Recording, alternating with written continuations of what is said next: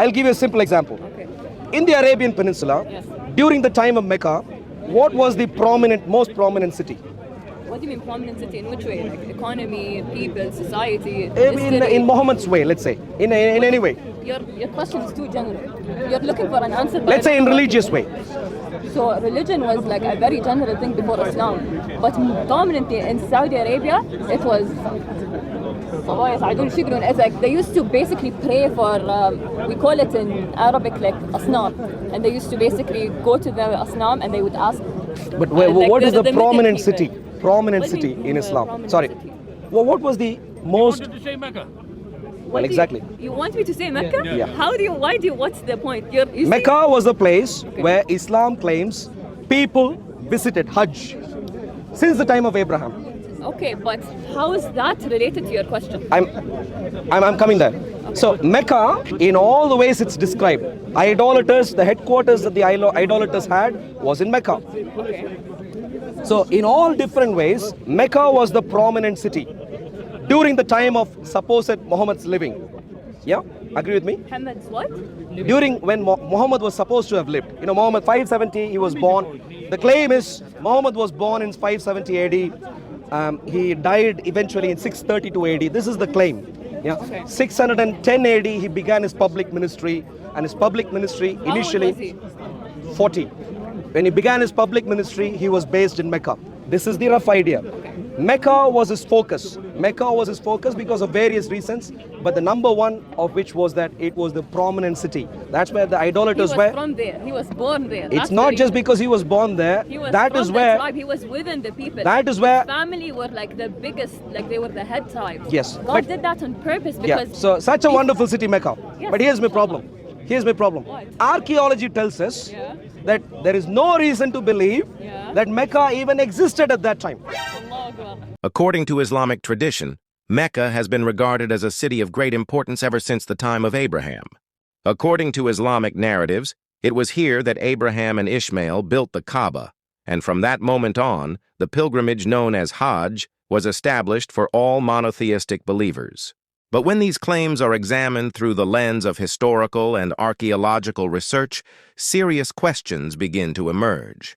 To start with, Mecca does not appear in any known geographical or historical records from the outside world before the 8th century. Greek and Roman sources, such as the works of Ptolemy, and Byzantine and Persian trade documents make no mention of a city called Mecca. And yet other cities across the Hijaz and Levant, like Taima, Dedan, now known as Al-Ula, and Yathrib, which later became Medina, are clearly mentioned in historical records. That's why historians are now asking a serious question. If Mecca really was the major religious and commercial center described in Islamic tradition, why is there no trace of it in the historical record? This question becomes even more troubling when we realize that Muhammad's name is also missing from all non-Muslim sources written during his own lifetime in the 7th century. Documents like the Doctrina Jacobi, dated to 634 AD, the Chronicle of Sabaeos from the 60s, and various Christian writings from Syria and Palestine do mention Arab military movements and even refer to a new monotheistic faith emerging among them, but they make no reference to Muhammad, the Quran, or Mecca.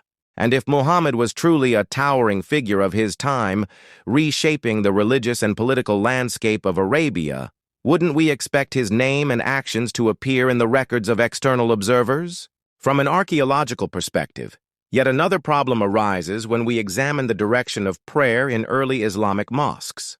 Studies of the oldest mosques in Egypt, Iraq, and Jordan, built in the 7th century, show that their Qibla, or direction of prayer, did not point toward Mecca, but rather toward a more northern location, Petra, in modern-day Jordan. If Mecca had been the original center of Islam from the beginning, and the Kaaba the designated focal point for prayer, why would the earliest mosques have faced somewhere else?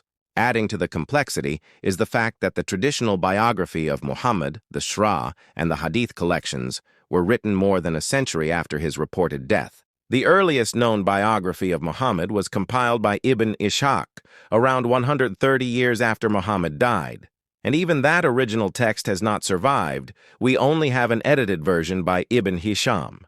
This opens the possibility that the Muhammad story, as we know it today, went through a long process of revision, redaction, and perhaps even ideological shaping, particularly under the political interests of the Abbasid Caliphate. In academic circles, all of this has become the basis for a critical re-evaluation of early Islamic history.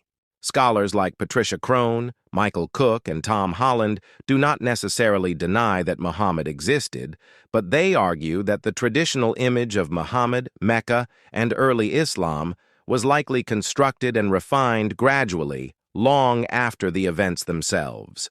In other words, there may be a distinction between Muhammad as a historical figure and Muhammad as a theological figure within Islamic tradition. In the end, all of this leads to one essential and legitimate question. If Mecca cannot be historically verified in the 6th or 7th centuries, and if Muhammad does not appear in external sources until the 8th, how much can we truly rely on the Islamic narrative as factual history? Well, How you know? What's that? How you know? Well, okay. Let me prove. Good. Very good. Let me give you proof, okay? Today, researchers who are researching... Listen, you can't talk. Give me proof. Give me statistics, and then we can talk. I'm giving you statistics. Okay. Researchers who are studying epigraphic inscriptions, Okay. writings on rocks, Okay. are figuring out that even before Islam is supposed to have come about, there are plenty of rock inscriptions in the entire Arab land. Nice. Various different languages, Yes. Northern Arabian tribes, Northern Arabian languages, Southern Arabian languages, and so on. Different languages from one Can particular- I please finish, sir? Please, Just please trying to listen. correct you. No. Please Different listen. languages from one language. Please listen, and then you can correct, and then I can face the please listen. Northern Arabian languages, Southern Arabian languages, most of these languages, some of the languages have been now decoded and so on.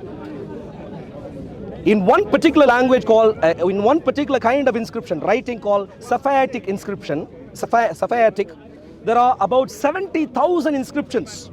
Okay, nice. 70,000. But can you guess how many inscriptions are there in Mecca? Any guess? What's your point? Yeah, what's If you the- listen, please. I'm speaking to her. Please, if you listen, please. If you can you guess across where Arabs were supposed to have lived, thousands and thousands of inscriptions recording Arabs' existence in various parts of not alone Arabian Peninsula, but also going as far north as Syria and so Who on. conducted those research? How many guesses can we? Well, let's come to that later. But she's It's she's understanding the point. If you haven't understood, you may want to get help later. Now Safayatic inscription. Now Okay. he was a bit confused. He thought we were talking about sweetness or something earlier. Wasn't there one of you? Now Safayatic inscription. Go on. 70,000. My dear friend, 70,000 inscription across Arabs, places where Arabs supposed to have lived. 70,000.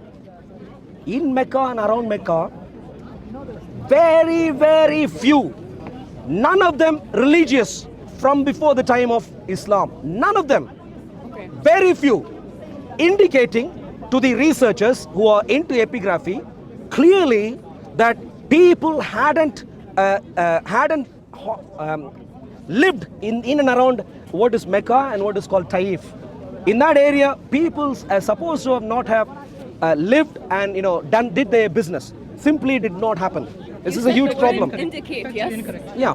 Indicate, so Yeah. it's basically based on analysis of those people. Yeah, analysis You of history. can't just deny a whole existing civilization just because it doesn't match. That's a very There was a whole civilization that was different than the rest of the world. very, very good Yes. point. Please remind me your name Maybe again. Aisha. Aisha. Yeah. Aisha, you're making a very important point. Yeah. I am proposing a particular point, Okay, which is while there is thousands and thousands of inscriptions elsewhere, very few in Mecca, non-religious. That is the evidence I am presenting to make the point that Mecca seems not to have been an inhabited area at that time. You are making a very good point there, where you are saying, well, are we going to discount the rest of information we have?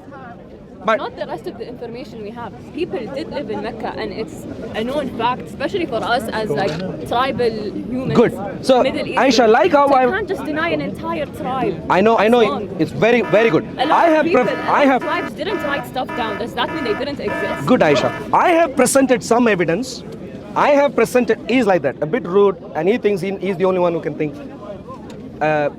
School holidays. Go on. I am presenting some evidence to suggest Mecca was uninhabited. If you are going to suggest that Mecca, like how you were saying, we have known through our tribes and so on, what is the evidence we have? The Quran is not enough evidence for From you. the Bible. I'll give you. No. Bring your parents. From the Bible. Bring your parents. Okay, you tell him. Bring I'll your talk to parents. you, tell him. Yeah, good. In the field of Middle Eastern archaeology, researchers have uncovered tens of thousands of ancient inscriptions, texts carved by pre-Islamic Arab communities across various regions of the Arabian Peninsula and beyond. Languages such as Safaitic, Hismaic, Thamudic, Dadanitic, and Nabatean represent writing systems used by these early Arab peoples. These inscriptions were often etched into desert rocks, recording everyday life, the names of deities, prayers to the divine, notes on migration, tribal conflicts, and even personal reflections of the writers themselves. What's particularly striking and at the same time deeply problematic for the traditional Islamic narrative is that among the approximately 70,000 inscriptions studied so far, not a single one mentions the city of Mecca, the Kaaba, or the Quraysh tribe in a religious context before Islam. And yet, according to Islamic tradition, Mecca was already a sacred site since the time of Abraham, a place of pilgrimage and devotion for monotheists for thousands of years. But the entire body of written evidence from ancient Arab civilizations never points to Mecca as a city of significance, whether religious, political, or commercial, prior to the 7th century.